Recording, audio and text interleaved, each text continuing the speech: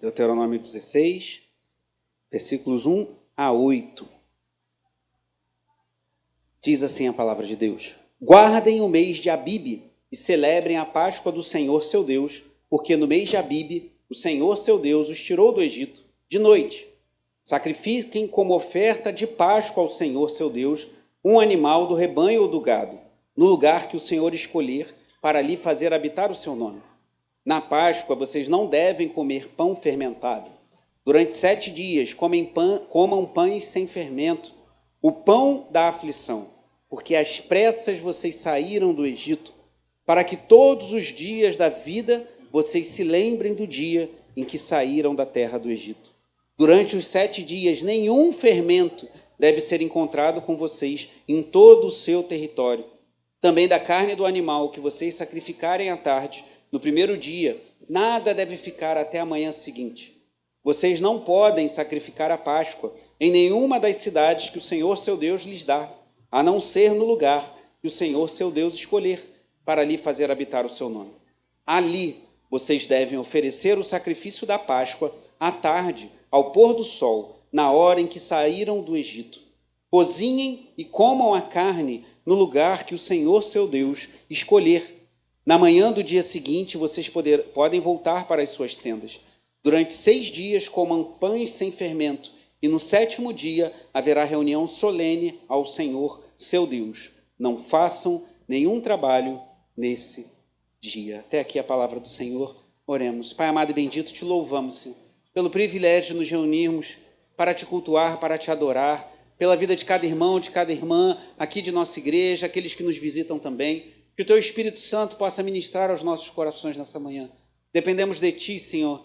Sem ti nada podemos fazer. Então que o teu Espírito Santo fale aos corações na pregação da tua palavra, na ceia que participaremos daqui a pouco. Senhor, em nome de Jesus, que possamos voltar nossos corações para o Senhor nessa manhã. O Senhor que é um Deus maravilhoso, perdoador, rico em misericórdia. Abençoa o teu povo aqui reunido para a glória do teu nome, em nome de Jesus. Amém. Irmãos, podem sentar. Irmãos, como falava, a gente está num plano de leitura bíblica em 2 anos. Inclusive, aqueles que nos visitam, a gente tem alguns exemplares ali fora, se você quiser levar um, fique à vontade, você pode ler. E se quiser nos acompanhar, mesmo começando de agora, ali está o plano com o 2º ano. Ano passado tinha as leituras num boletim que tínhamos até ano passado, e aí fizemos esse pequeno caderninho com as leituras desse ano. Estamos lendo Deuteronômio. Hoje não teremos aula da Escola Bíblica Dominical, né? No domingo de Páscoa nós suspendemos excepcionalmente, mas semana passada vimos sobre o livro de Deuteronômio. É um livro muito interessante, irmãos. Eu sou fascinado, como os irmãos que estiveram aqui semana passada ouviram, por esse livro. E aqui Moisés está diante da terra prometida, terra que Deus não permitiu que Moisés adentrasse, mas ali ele dá as últimas instruções, são as últimas palavras de Moisés. Irmãos, algumas pessoas dizem que as últimas palavras de um homem e de uma mulher são de grande peso. Se você, como eu, já teve a oportunidade de estar próximo a uma pessoa que partiu ou estava partindo, eu já, inclusive, estive junto de uma pessoa que faleceu à minha frente, e você pode ouvir as últimas palavras daquela pessoa, certamente são palavras que têm peso.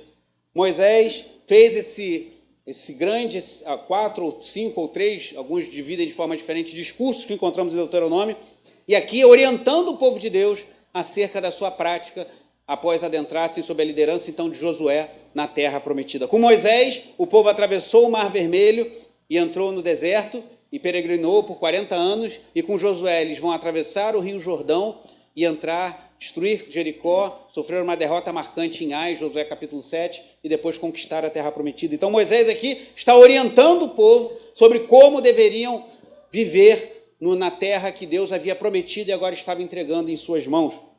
E aqui ele dá uma orientação sobre as 3 festas anuais que o povo deveria ir para o lugar que o Senhor escolhesse para cultuar ao Senhor nesse período. E uma delas é a Páscoa. Páscoa é a festa dos pães sem fermento, era uma emendada na outra. E aqui em Deuteronômio 16 nós vemos algumas orientações. Estamos num momento diferente do Êxodo. Lá em Êxodo o povo estava se preparando para sair do Egito, quando acontece ali aquela primeira Páscoa. E aqui o povo já está às portas da terra prometida. Volte seus olhos aí para Deuteronômio 16, que a gente pode ver algumas coisas interessantes. No versículo 3, no final do versículo, vou ler todo o versículo 3, diz assim: Eu acho pertinente lembrarmos disso nessa manhã em que celebramos a Páscoa. 16:3 diz assim de Deuteronômio: na Páscoa vocês não devem comer pão fermentado. Durante 7 dias comam pães sem fermento, o pão da aflição, porque às pressas vocês saíram do Egito, para que todos os dias da vida vocês se lembrem do dia em que saíram da terra do Egito. Você pode ler essa frase final do versículo 3 comigo? Todos juntos, para que todos os dias da vida vocês se lembrem do dia em que saíram do Egito. Então a celebração da Páscoa, ela tinha um caráter memorial, o povo lembrar do que Deus fez por eles, pelo povo de Israel, quando os libertou do Egito. Versículo 5 diz assim: vocês não podem sacrificar a Páscoa em nenhuma das cidades que o Senhor, seu Deus, lhes dá, a não ser no lugar que o Senhor, seu Deus, escolher para ali fazer habitar o seu nome. Então a Páscoa tinha um propósito, o povo lembrar da libertação que Deus operou lá no Egito, e ela deveria ser celebrada não do jeito que o povo achasse melhor, mas do jeito que Deus estabeleceu, no lugar em que Deus havia determinado.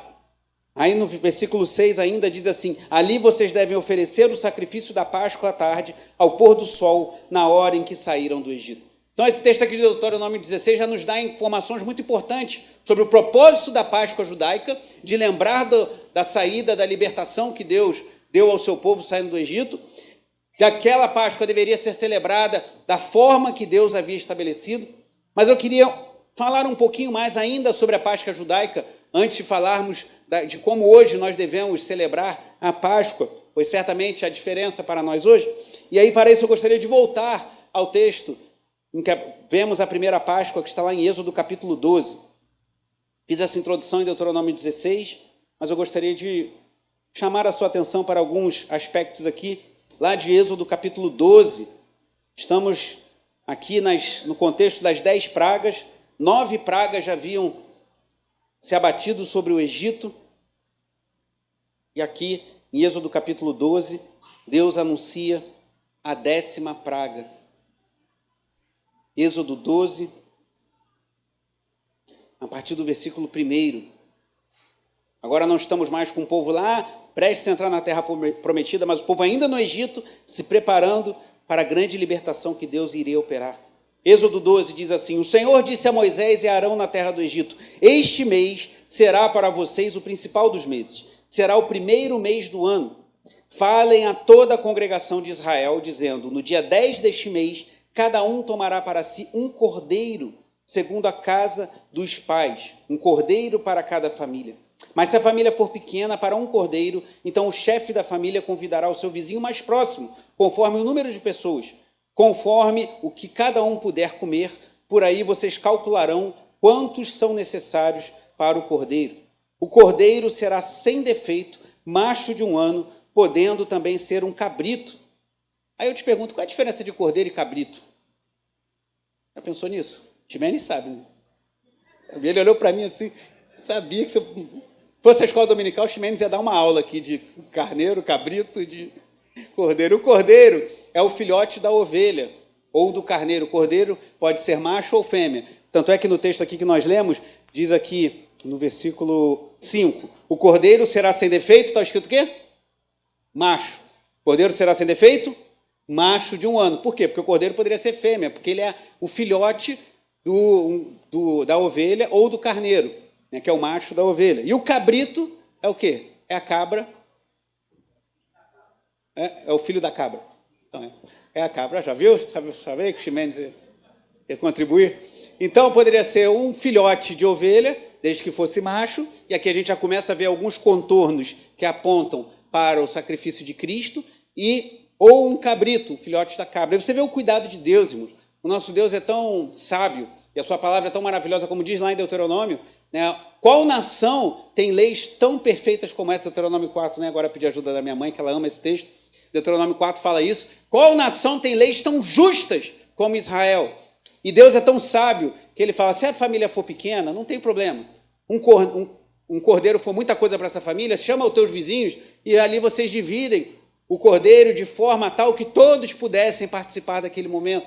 Deus providencia maneiras, né, O Evangelho, assim como o Antigo Testamento, não tem nada a ver com o comunismo, de que tem que igualar todo mundo por igual, né, aquela planificação da economia, ou fazer todo mundo ser igual, que na história a gente sabe que o que gerou o socialismo e o comunismo foi todo mundo ser igual pobre e os líderes serem muito ricos. Mas, não, cada um nas suas condições ofereça ao Senhor aquilo que pode. Então, um cordeiro por família, se ficar muito uma coisa para um cordeiro, para uma família, junte com outras famílias, mas que todo o povo participe desse momento marcante na história do povo de Deus.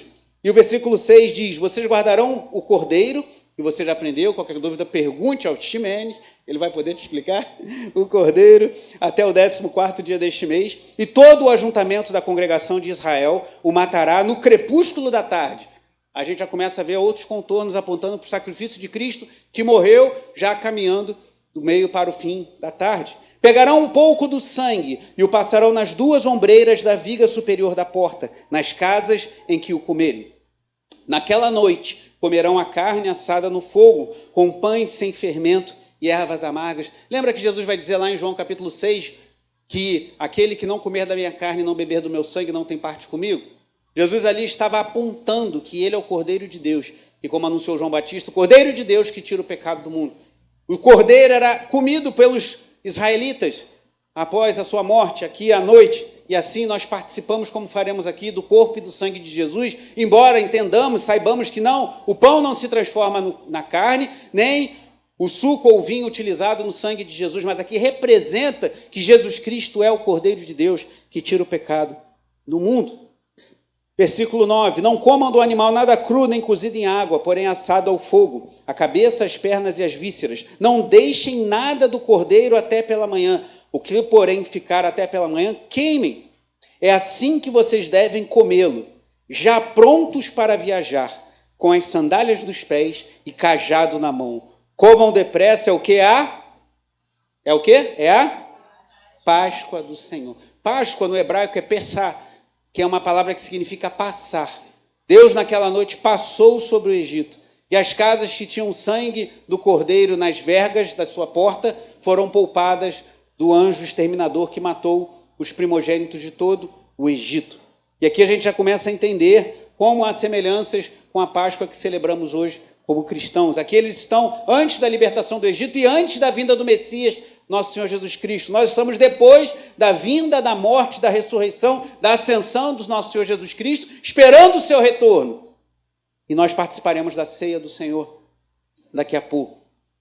Agora, pensa comigo uma coisa, irmãos. Você já sabe o final da história, dessa história. Já começamos até em Deuteronômio, que já são 40 anos depois desse ocorrido. Você sabe que Deus, naquela noite, enviou o anjo exterminador e todos os primogênitos do Egito morreram, desde o primogênito de Faraó até o primogênito daquele que estava na prisão, todos foram mortos. E houve grande pranto no Egito e o povo saiu. E agora é fácil da gente acreditar nessa história. Mas se você estivesse lá, naqueles dias, será que você creria? Se chega Moisés, você está lá na sua tenda, você está lá como escravo no Egito, e fala, você tem que matar um cordeiro, passar o sangue na porta, comer aquele cordeiro, não deixa sobrar nada até amanhã, se sobrar você queima, e aí haverá uma morte no Egito, e já come, como nós lemos aqui, come pronto para viajar, sandália no pé e cajado na mão. Diferente do Daniel que estava descalço, né? Tudo bem, né? Acontece nas melhores famílias. Mas meu filho estava descalço aqui, preparado para... Eu vi o olhar de horror da mãe, mas já era. Acontece. Mas, diferente do meu Daniel, que estava descalço aqui, porque está se preparando para participar da apresentação, deveriam estar de calçados os pés. Irmão, imagina isso. Alguém falar para você, mata o cordeiro, passa o sangue na porta e se prepara, fica preparado ali, cingido, porque naquela noite você vai sair do Egito. O que era necessário para crer nisso? Fé, irmão. Acreditar que isso de fato aconteceria. É muita fé. Passa o sangue ali e fica preparado que quando acontecer isso, vocês vão sair. Mas eles creram. Porque algo importante também da gente entender, há pessoas hoje em dia, há muitos que ensinam que há uma certa descontinuidade total do Antigo para o Novo Testamento. E há descontinuidade, mas há continuidade. Há coisas que permanecem no Novo Testamento, como eram no Antigo, e uma delas é a salvação pela fé. Nós não cremos que quem foi salvo no Antigo Testamento foi pelas obras e agora são pela fé, mas os do Antigo Testamento também foram salvos pela fé. Só que eles foram salvos pela fé no Messias que viria. Nós somos salvos pela fé no Messias que já veio. E aqui é um ato de fé do povo de Israel, irmãos. Passar sangue na porta. Tudo bem, eles já tinham visto 9 sinais maravilhosos de Deus acometerem o Egito, mas passar sangue na porta, se preparar para sair, ainda debaixo daquela opressão, mas foi isso que eles fizeram. E o que aconteceu, voltando lá para o texto, de Êxodo capítulo 12, versículo 12, porque naquela noite passarei, possivelmente aqui o verbo é pessar lá no hebraico, passarei pela terra do Egito e matarei na terra do Egito todos os primogênitos, tanto das pessoas como dos animais, e executarei juízo sobre todos os deuses do Egito, eu sou o Senhor. Esse versículo é muito importante para a gente entender um dos propósitos do Êxodo. O Êxodo não foi só para Deus libertar o povo, porque se fosse, pensa comigo, se o propósito de Deus fosse simplesmente arrancar o povo do Egito, Deus tem todo o poder, ele podia até fazer um túnel, podia fazer um trem igual aquele que tem lá na Europa, né? Aí entrar todo mundo no trem e já sair lá em Canaã. Deus tem poder para fazer isso. Ou então Deus podia pelo menos abrir uma forma não tão extraordinária assim, mas criar um meio para o povo sair direto. Por que Deus executou 10 pragas sobre o Egito antes de libertar seu povo? Porque em cada uma delas, como vimos aqui recentemente na nossa escola bíblica dominical, Deus estava executando juízo e mostrando que Yahvé é o único Deus vivo e verdadeiro, que os deuses do Egito nada podiam contra ele. E isso Deus continua fazendo nas nossas vidas, irmãos. Não pense que hoje em dia não existem deuses falsos que tentam roubar o nosso coração. Eles estão aí. Talvez não na forma de uma rã ou de um grande deus que recebia crianças como sacrifício, como Moloque, mas os deuses falsos estão aí e Deus continua agindo na vida do seu povo para mostrar que Ele é o único Deus vivo e verdadeiro e libertando-nos da opressão desses falsos deuses. Louvado seja Deus por isso. Então, o propósito de Deus, como vimos aqui no versículo 12, é executar juízo sobre os deuses do Egito e mostrar que Ele é o único Deus vivo e verdadeiro que pode salvar o seu povo. Isso ele continua fazendo. Versículo 13, o sangue será um sinal para indicar as casas em que vocês se encontram. Quando eu vir o sangue, passarei por vocês e não haverá entre vocês praga destruidora, quando eu ferir a terra do Egito. Este dia, e aí chegamos à celebração da Páscoa, este dia lhes será por memorial e vocês o celebrarão como festa ao Senhor. De geração em geração, vocês celebrarão este dia por estatuto perpétuo. Então, aqui vemos a instituição da Páscoa. E aí você sabe o que aconteceu? Deus cumpriu o que ele havia prometido, o povo creu, colocou o sangue nas vergas, não tiveram morte dentro das suas tendas, e aí o povo do Egito ficou desesperado e expulsou o povo. E como disse, eu ouvi numa pregação do reverendo Arivaldo Dias Casimiro, da Igreja Presbiteriana de Pinheiros, ele falou, o que aquilo que o povo pagou como escravo ao longo de 400 anos, eles receberam agora, né, a sua indenização, e saíram cheios de ouro, cheios de valores que as pessoas davam para as mulheres, davam as suas joias, davam os seus valores para coisas de valor, para que eles fossem embora logo. E eles usaram, ou deveriam usar aquilo para cultuar ao Senhor no deserto, mas a gente conhece a história. O povo, coração duro, usou isso para depois construir um bezerro de ouro, que foi destruído quando Moisés desceu do monte. Mas isso é mais à frente. Então, Deus libertou o povo, Deus executou juízo sobre os deuses falsos do Egito. E agora já lá no capítulo 43, no versículo 24, aqui de Êxodo 12, algo importante para nós hoje também, Êxodo 12, 24. Portanto, guardem isto por estatuto para vocês e para os seus filhos para sempre. E quando estiverem na terra que o Senhor lhes dará, como prometeu, observem este rito. Deus está orientando, façam a Páscoa do jeito que eu mandei. Quando os seus filhos perguntarem que rito é este, respondam, é o sacrifício da Páscoa ao Senhor, que passou por cima das casas dos filhos de Israel no Egito, quando matou os egípcios e livrou as nossas casas. Então, o que fazemos hoje, ensinando nossas crianças sobre o significado da Páscoa lá dos hebreus e da Páscoa cristã, é exatamente o que Deus determinou aqui para o seu povo. E vimos, quinta-feira, tivemos a nossa reunião de homens e foi muito abençoadora. Eu quero estimular você, homem que não pôde vir dessa vez, que venha na próxima, no final agora do mês de maio, é sempre a última quinta-feira do mês, esse mês excepcionalmente foi na penúltima, mas que você esteja presente conosco. Estamos estudando um livro excelente chamado Família Guiada pela Fé. E esse livro é muito norteado pelo texto de Deuteronômio 6, que fala que os pais precisam ensinar aos seus filhos os mandamentos do Senhor, a palavra de Deus, a educação cristã dos nossos filhos. Não cabe ao professor da escola ou ao professor da escolinha, mas a nós como pais. Talvez você tenha um privilégio que eu tenho do seu filho estudar numa escola cristã, que temos irmãs, né, aqui também, cujo filho estuda em escola cristã, isso é uma bênção. Mas o compromisso, a responsabilidade de ensinar a palavra de Deus aos filhos não cabe ao professor da escola, mesmo que ela seja cristã, ou ao professor da escolinha, por mais que eles se esforcem, mas cabe a mim, cabe a minha esposa como pai, cabe a você, meu irmão, como pai, cabe a você, minha irmã, como mãe, cabe a nós ensinar, inculcar na cabeça dos nossos filhos as verdades de Deus. Vivemos uma geração que terceiriza tudo, passa tudo para outros fazerem pelos nossos filhos. E o povo de Deus não pode ser assim, irmãos. Nós precisamos assumir a nossa responsabilidade de educar nossos filhos na palavra de Deus. E Deus irá nos abençoar nisso.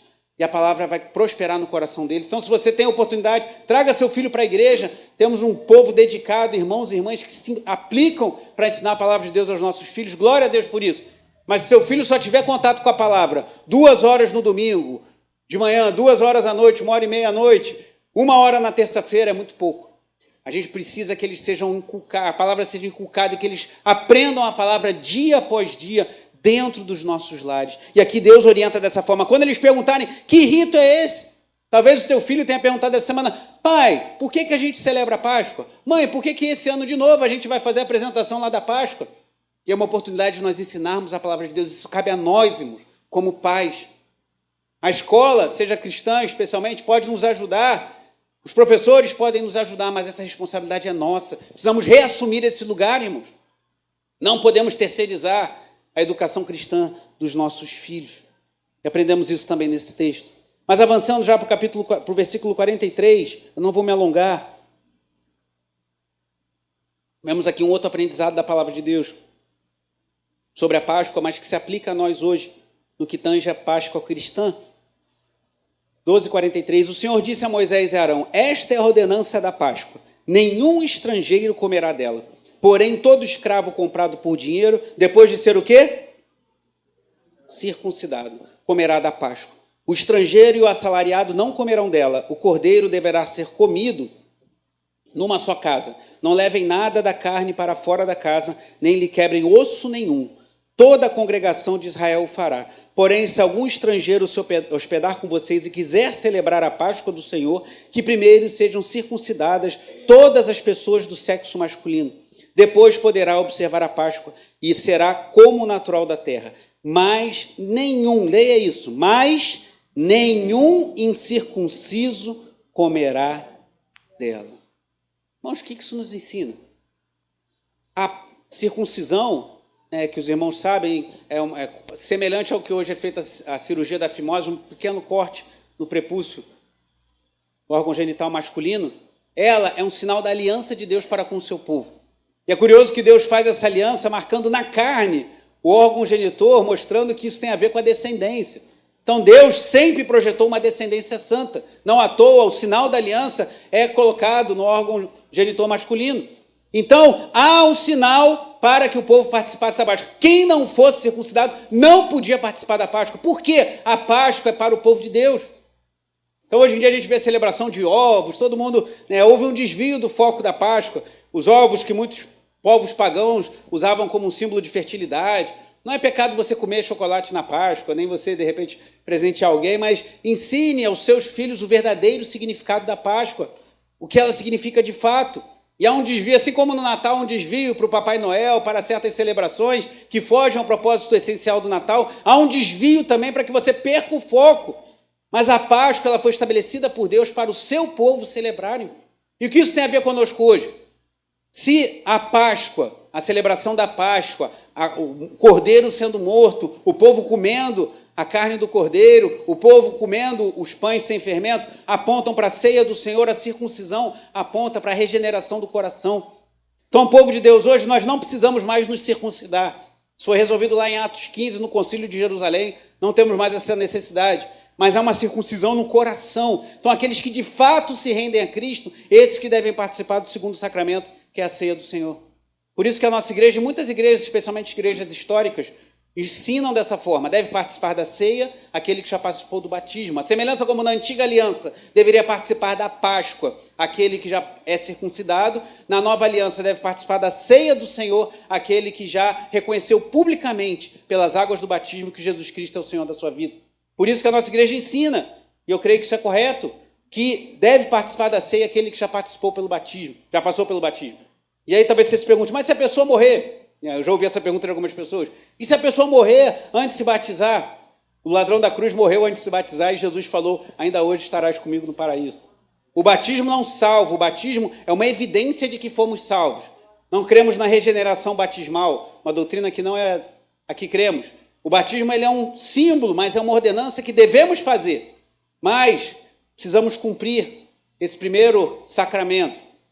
E a semelhança que os circuncidados participavam da Páscoa, hoje entendemos que aquele que publicamente confessou sua fé em Jesus Cristo por meio das águas do batismo, esse deve participar da ceia do Senhor, mesmo sendo membro de outra igreja. Então, se você está aqui essa manhã e é membro de uma outra igreja, e você já passou pelo batismo nas águas, participe conosco da ceia daqui a pouco. Nós não fechamos a ceia, o que alguns chamam de mesa fechada, somente para membros da nossa igreja local. Então, a base desse entendimento nosso parte também desse texto, que entendemos que a Páscoa era celebrada pelo povo de Deus. E hoje o símbolo de que somos povo de Deus é a passagem pelas águas do batismo.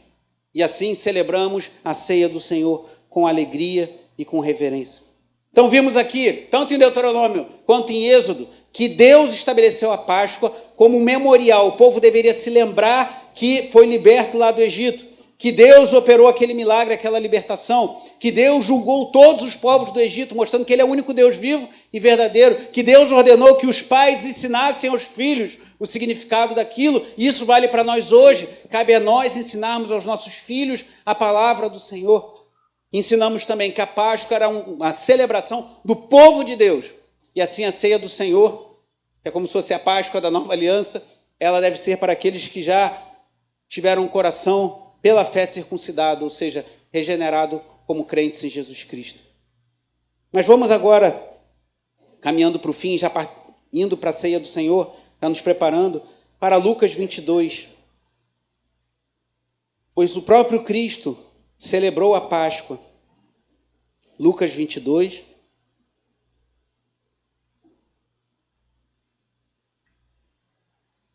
À noite, permitindo o Senhor, nós teremos a nossa apresentação do coral. Se você puder retornar, ficaremos felizes em vê-la novamente aqui. E há uma apresentação já sendo preparada há meses do nosso coral. Está muito bonita, eu já vi uns trechinhos assim, mas já não vou ficar dando spoiler. E, permitindo o Senhor, eu vou pregar sobre uma Páscoa que está entre essas duas. Não é nem a Páscoa do Êxodo, nem a Páscoa estabelecida em Deuteronômio 16, às portas da Terra Prometida, nem a Páscoa celebrada por Jesus em Lucas 22, mas uma Páscoa celebrada por um dos reis mais piedosos de Israel. Falarei sobre ela à noite, o que ela nos ensina.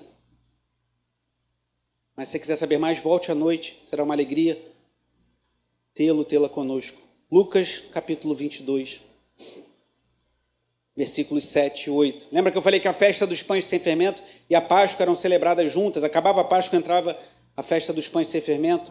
E aqui em Lucas 22, versículo 1 diz assim: estava próxima a festa dos pães sem fermento, chamada Páscoa. Versículo 7. Chegou o dia da festa dos pães sem fermento, em que era necessário fazer o sacrifício do Cordeiro Pascal. Paulo, lá em Coríntios, vai chamar Jesus de nosso Cordeiro Pascal. Versículo 8. Então Jesus enviou Pedro e João, dizendo: vão e preparem a Páscoa para que a comamos. Então lhe perguntaram: onde o Senhor quer que a preparemos? Jesus lhe explicou: ao entrar na cidade, você encontrará um homem com um cântaro de água. Sigam esse homem até a casa em que ele entrar e digam ao dono da casa: o mestre pergunta, onde fica o aposento no qual comerei a Páscoa com os meus discípulos? Ele lhes mostrará um espaçoso cenáculo mobiliado. Ali façam os preparativos. E indo, acharam que tudo como Jesus lhes tinha dito e prepararam a Páscoa. Versículo 14. Chegada a hora, Jesus se pôs à mesa e os apóstolos estavam com ele. Então Jesus lhes disse: tenho desejado ansiosamente comer esta Páscoa com vocês antes do meu sofrimento. Pois eu lhes digo que nunca mais a comerei, até que ela se cumpra no reino de Deus. E pegando um cálice, depois de ter dado graças, disse: peguem e repartam entre vocês, pois eu digo a vocês que de agora em diante não mais beberei do fruto da videira, até que venha o reino de Deus. E pegando um pão, tendo dado graças, o partiu e lhes deu, dizendo: isto é o meu corpo, que é dado por vocês. Façam isto em memória de mim. Do mesmo modo, depois da ceia, pegou o cálice, dizendo: este cálice é a nova aliança no meu sangue, derramado por vocês.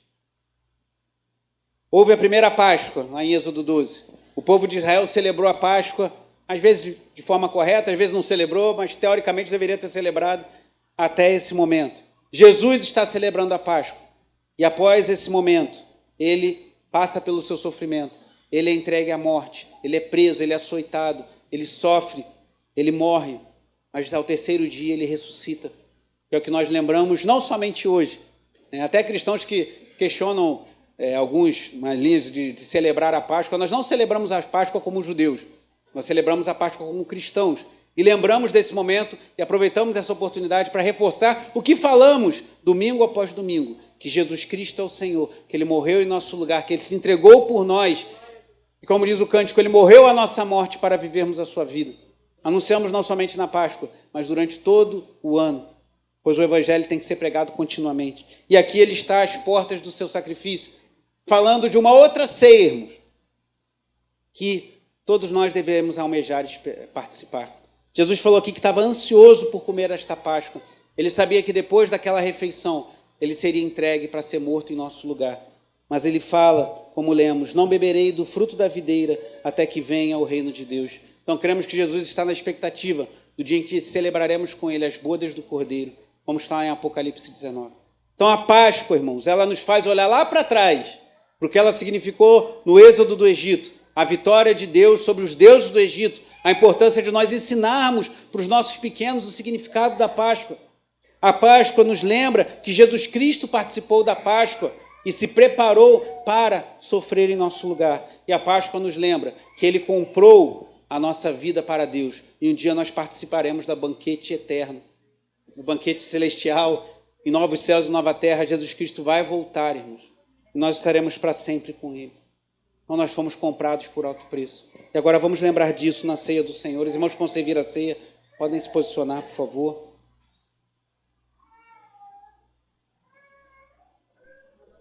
Feche seus olhos. O que a Páscoa significa para você? Será que é mais uma festa? Será que é mais uma comunhão em família? Será que é mais uma oportunidade de rever amigos? Ou de comer um bom chocolate? Mas que nessa manhã lembremos que o nosso Deus, Ele é quem nos liberta do pecado, da morte, do diabo. Que Jesus Cristo sofreu em nosso lugar para termos livre acesso a Deus. Esse é o Evangelho. Faça a sua oração.